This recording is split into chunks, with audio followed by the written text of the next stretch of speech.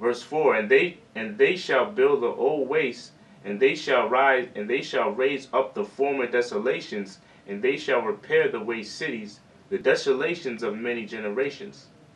And strangers shall stand and feed your flocks, and the sons of the alien shall be your plowmen and vine dressers. What verse is that? Read 5. Okay, read that again. And strangers shall stand and feed your flocks, and the sons of the alien shall be your plowmen and vine dressers. Yeah, that's talking about your other nations right there, man. It says, and the strangers shall stand and feed your flocks. Who are the flocks? The flocks are Israel. The strangers are going to feed us.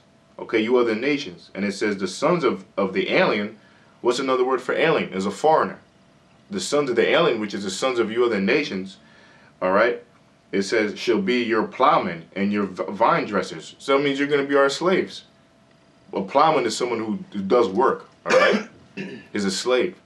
So it clearly says you strangers and you aliens out there, which you the other nations, are going to be slaves for the Israelites. Keep going. Verse 6, but ye shall be named the priests of the Lord. Yeah, ye should be named the priests of the Lord, which we went over at the beginning of the show, which are the Israelites. Men shall call you the ministers of your power. Yeah, all you other nations are going to call the men of the Lord ministers. Israel's going to call ministers. And ministers means servant. So they're going to call us, these are the servants of God. Keep going. Ye shall eat the riches of the Gentiles. Yeah, we're going to eat all your riches, take all your riches, which is ours anyway, you natural Gentiles.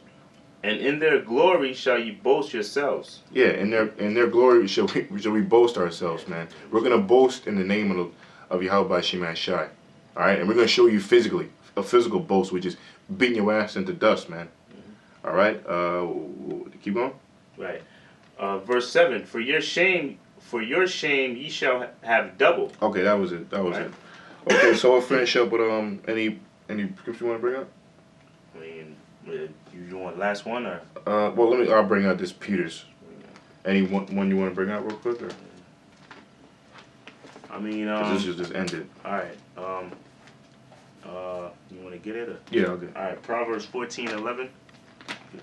Right, because you know, the gospel also consists of promises from the Most High against our enemies, right? Okay, 14:11. Okay. Right. Proverbs 14 verse 11.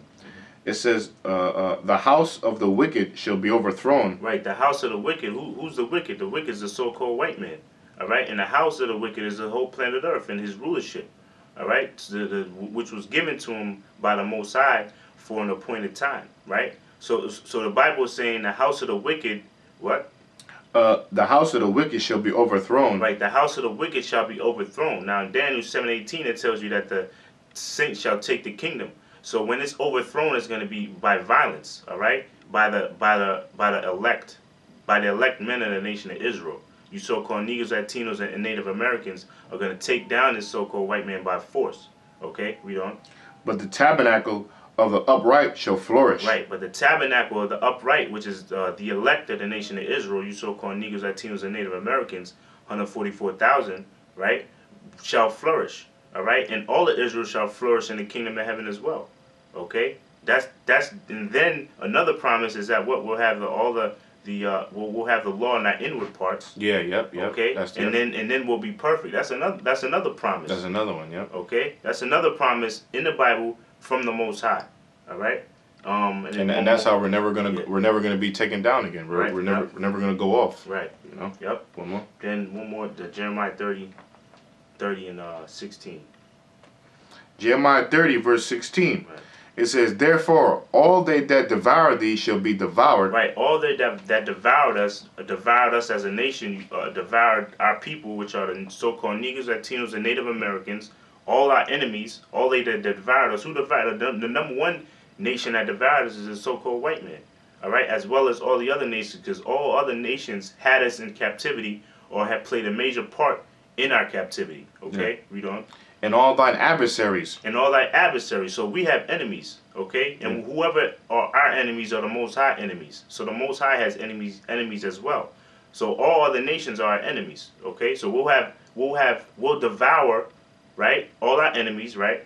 Read on. Every one of them. Every one of them. So not one enemy of ours will be unpunished, right? You know, Shall go into captivity, we'll have all all our enemies in captivity, right? Read on. and they that spoil thee shall be a spoil. And all nations spoiled us because all nations have our. If they don't have our nationality, they have our gold. Okay, they have our riches. Them damn Gutterats have our land as well as Ishmael.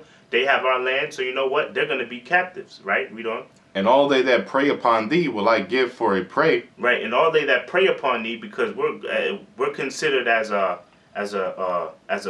prey, and all other nations as predators, right? So they all just like it tells you in Psalms 83, they all conspired in one consent to bring us down and keep us down, right? But the Most High promised us a part of this gospel is that we'll have them in captivity, and we'll get revenge due to us from the power of the Most High, right?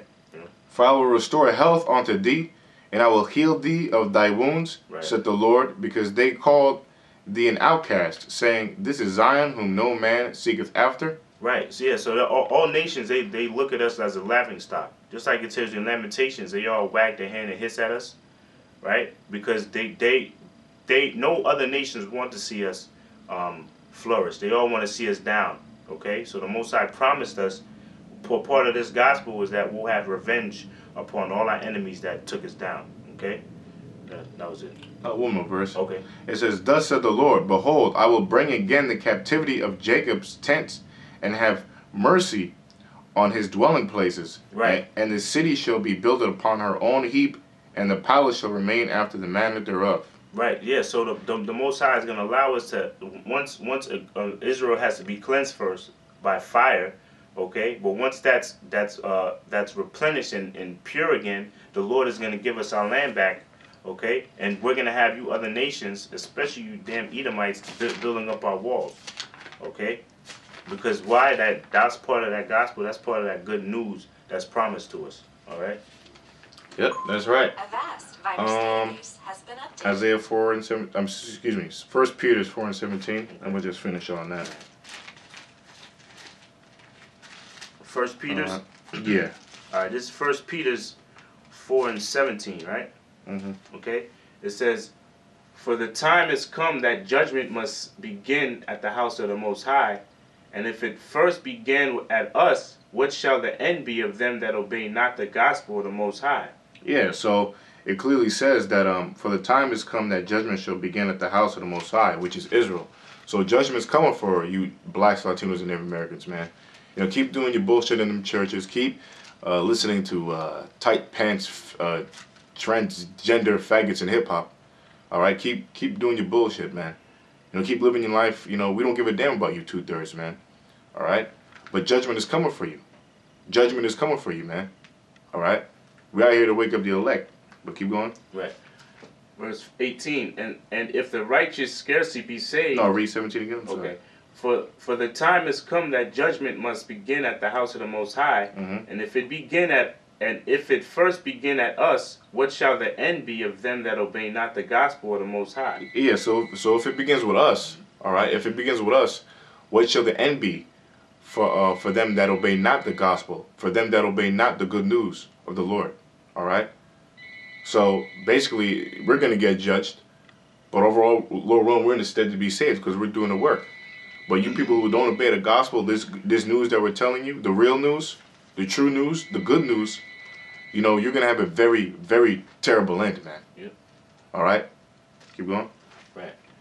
Verse 18, and if the righteous scarcely be saved, where shall the ungodly and the sinner appear? Yeah, so did you hear that, man? It says, when the righteous are scarcely be saved. So even the righteous men of the Lord, the men who's doing the work, they're going to scarcely be saved, and even themselves going to double think. And this is after you receive the spiritual power. This is after flying. This is after waking up people from the dead. With all those stuff that you did through the Spirit of the Lord, you're still going to be second guessing when the nuclear missiles come. Man, am I a man of the Lord? So we're going to be tested to the last nanosecond from when we get beamed up. And that's what it means, the righteous shall scarcely be saved. So if we're scarcely going to be saved, what the hell does it mean for all you other people out there, man? You know, it's not good, man. No words can describe how bad it is going to be for you, man.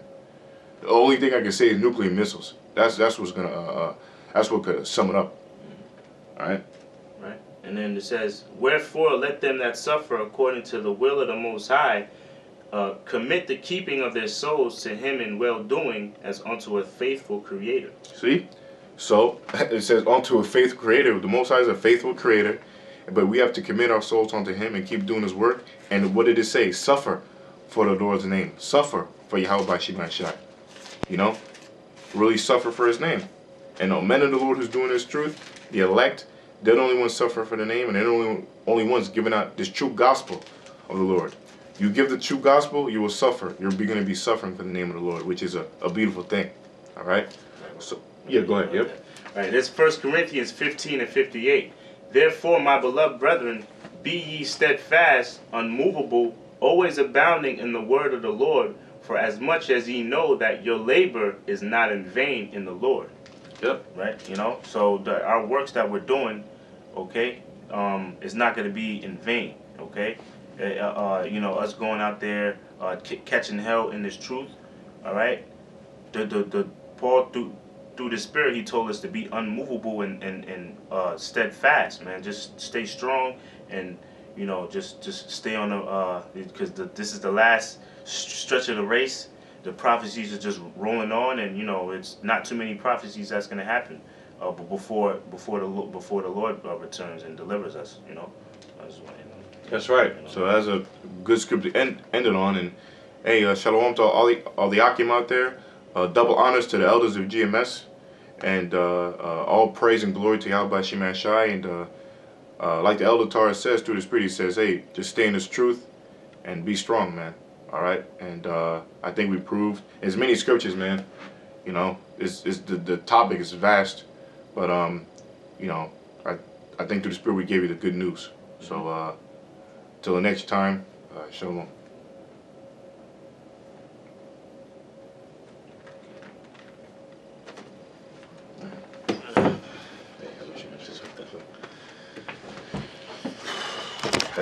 Damn, it's hard to stop, you know. Jeez.